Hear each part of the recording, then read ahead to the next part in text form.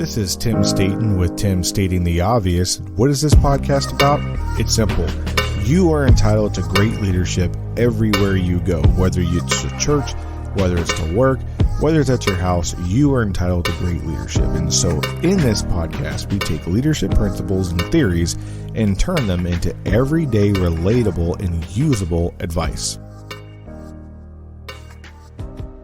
Hey, and welcome back to another episode of Tim Stating the Obvious. In our last episode, we talked about setting goals for next year. In this episode, we're going to talk about tips and strategies to finish the year strong and how to rejuvenate so you can tackle the new year with a positive spirit and energy. I think this topic is so important because no matter what stage you are in your life, we all reach that point to where we get tired, we get fatigued and worn out. Our motivations for why we started get blurred and become distant, especially if we don't see the results we're looking for. You know, I'm reminded recently, my oldest, who is a senior in high school, just received an early determination for a college acceptance letter that he was wanting to attend, and he got a really good scholarship, which was a huge success for him. He was extremely excited about it. But then I saw him slacking in a class that he didn't like. He was procrastinating on his finals and on his final project because the class wasn't fun and he was frustrated with his professor. I had to remind him that even though you're tired and worn out, that scholarship you got could be gone if you don't maintain your GPA and your grades. How you finish something says more about your character than how you started or performed along the way. Of course, in typical teenage behavior, he wasn't ready to listen, but eventually he listened and he got his act together, and he's a great kid. And he started finishing out the rest of the semester strong. But this reminds me of how many track and field races were lost because a racer who outperformed his opponents at the last minute let up because he or she underestimated the distance between them and their opponent. You can look at a simple YouTube or Google video search, and that will show you countless of videos of races where the person who was clearly in the lead got cocky and kind of gave up and ended up losing because he didn't finish strong, or they didn't finish strong. The fable of the tortoise and the hare, the ultimate fable that talks about this. The hare was, out fast and furious. He outpaced the tortoise, but he got tired. He took a nap, only to find out that the tortoise never gave up. It made slow and steady progress towards the goals. The character of the tortoise, who never quit working towards his end goal, didn't rest until he made it to that goal. No matter how tired he was or he just never gave up. While the hare, who relied on his talent and agility, took shortcuts, got lazy, and slacked off, only to lose in the end. I find that sometimes it's easier to lie to ourselves and say that, we could take a break. I can rest. And tomorrow I'll do it. And honestly, that won't happen. You're going to tell yourself 1,000 times, tomorrow I'm going to get that workout in. Hey, tomorrow I'm going to start my book. Hey, tomorrow I'm going to get up early and do that thing that I was supposed to do today, but I really didn't feel like doing it, so I'm going to do it tomorrow. Well, all those things that you keep putting off till tomorrow will always be put off till tomorrow. Because honestly, you can quit and no one will know and no one will care. But you have to look yourself in the mirror for the rest of your life and live with the choices that you make. You have to live with the knowledge that you failed yourself, that you quit yourself, that you gave up on yourself. You will have to live thinking about the what ifs. What if I just did, and you fill in the blank on whatever it is. That idea, that spark of genius or that goal, that you had was put in your life for a reason. It wasn't just by chance. So here are 3 tips to help finish this year strong. The first one is stay focused on what you're doing.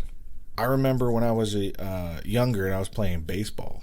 I went into a hitting slump, and for the life of me, I couldn't figure out why I got into a slump. I just couldn't hit the ball when it came up to bat, and I was frustrated with myself, and I was worried about striking out. And then I remember watching a baseball comedy, and I don't remember the movie, but it was a baseball movie, and the coach had the player hitting wiffle balls with a baseball bat, just soft tossing it to him, and he was hitting the wiffle balls. And then one day the player got really frustrated. He goes, Coach, I just want to hit the ball. I just want to hit the ball. Can I hit a baseball instead? And the coach goes, yeah, go up to the plate and start doing batting practice. And he started hitting the ball. And in my mind, that signaled to me I was more worried about striking out and about missing the ball than I was about wanting to hit the ball. I was more worried about not hitting it than hitting it. So then I just decided, you know what? I want to hit the ball too. Like, I want to make sure that I hit it. And that mind shift of me getting up to the plate and every time and really keeping my eye on that ball, because I wanted to make sure when it got into the sweet spot, I was going to hit it, and I was going to hit it good. And so I eventually went from having one of the lowest batting averages on the team to one of the highest batting averages and the most on base percentages on the team.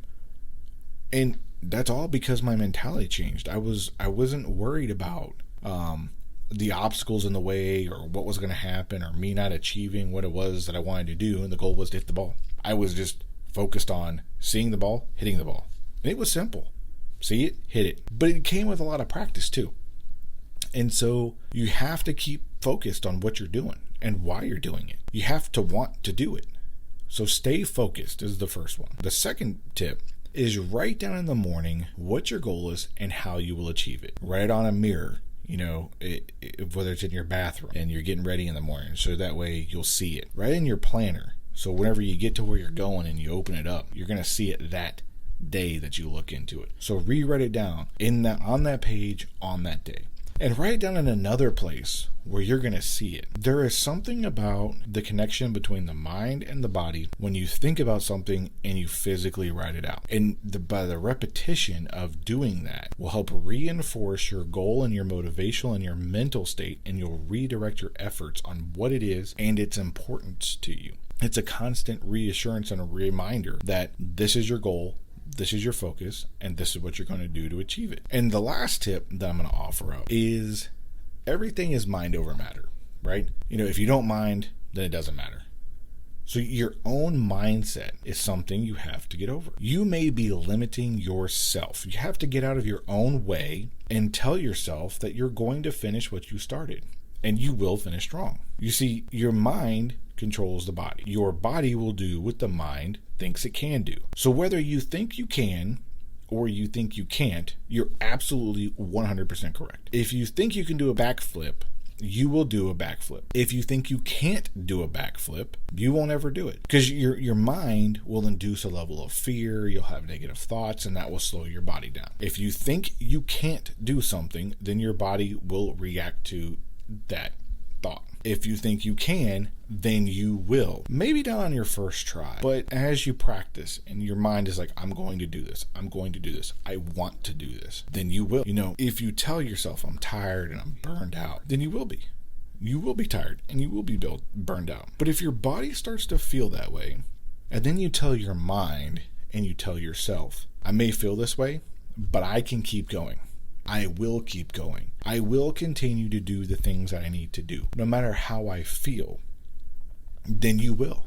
It's that simple. But it's also that hard at the same time, because sometimes we allow how we feel to drive what our mind says. And I think it needs to go the other way around. We need to tell our mind needs to tell our body what it's going to do, and then it will do it. Versus, I don't feel good, so that way I'm not going to think good. I'm a firm believer of, if you don't feel good, think positive, think strong. Your body will fall in line with what your mind tells it to do. It's crazy. If your mind tells your body to do something, it will do it. Simple as that. So wrapping things up, in essence, finishing strong is about your character and your mindset. How you finish says a whole lot about you. What message do you want to send to yourself, to your family, to your friends, your community, your job, or even the world? I'm curious, what do you do to finish strong? What motivates you to keep going and finish what you started? Let me know in the comments below. Before we go, though, I would like to ask, if you got some value out of this episode, please subscribe and share this episode with one or two other people who you think might like it. If you haven't checked out our Facebook page or our YouTube page, check out the descriptions. In the description box, there's some links in there for you to click on. That would be a great place for you to add to the conversation. I'm glad you stopped by and listened to this episode, and I hope you come back for the next one. I'm Tim Staten, stating the obvious.